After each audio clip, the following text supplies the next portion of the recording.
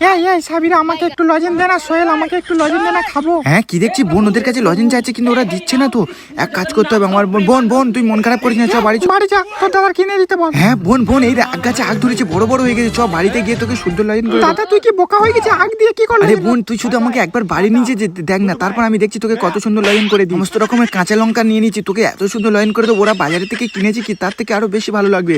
চ বাড়ি চলে গিয়ে সুন্দর করে তোকে তৈরি করে দিই। দেখো বন্ধুরা আমার বোনের জন্য আমি কিভাবে ম্যাজিক করে আগটা কাটছি, দেখো আর কেটে খোলাটা বাদ দিয়ে কত সুন্দরভাবে আগটা ছাড়িয়ে নিয়ে এবারে রসটা দিয়ে এত সুন্দরভাবে লজেন করবো যে ওরা দেখলো অবাক হয়ে যাবে।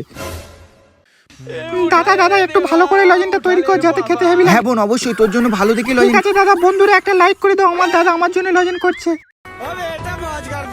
দে না একটু, আমার দাদা লজেন করছে, তোদের দেবো আমি, দে না।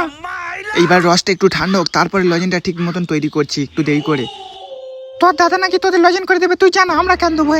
এই তো এবার রস বসে গেছে, এবার কি সুন্দরভাবে পাটালির মতন হয়ে গেছে। এইবার বোনের জন্য কত সুন্দরভাবে তৈরি করছে, আর এই সবজিগুলো দিয়ে কালারিং করবো। দেখো বন্ধুরা লজেনটা একটু ঝাল ঝাল হবে, একটু মিষ্টি মিষ্টি হবে, টকটক হবে, বোন দেখে অবাক হয়ে যাবে। ইয়েস, এবার একটু ভালো করে চকমক করে মাখিয়ে নিয়ে দেখো বন্ধুরা লজেনটা কত সুন্দরভাবে তৈরি হয়ে গেছে। এবার আমার বোন দেখলে অনেক খুশি হয়ে যাবে। তোমাদের কেমন লাগছে বলো, লাইক করো। আমরা তোকে দিতে পারবো না, তোর দাদা যে আগে লজেন করে দেবে। বোন আর চিন্তা করি নেই লজেন খা, কত বড় লজেন করে নিচ্ছি দেখ তো। হ্যাঁ এটা আমরা কি ঠিক দেখছো? বোন এবার তুই সারাদিন খেলেও শেষ হবে। কি বলিস দাদা? দে দাদা, মিষ্টি আছে, হেভি লাগতেছে দাদা, ওদের থেকেও মনে হয় ভালো লাগছে। এটা কি করলাম আমরা?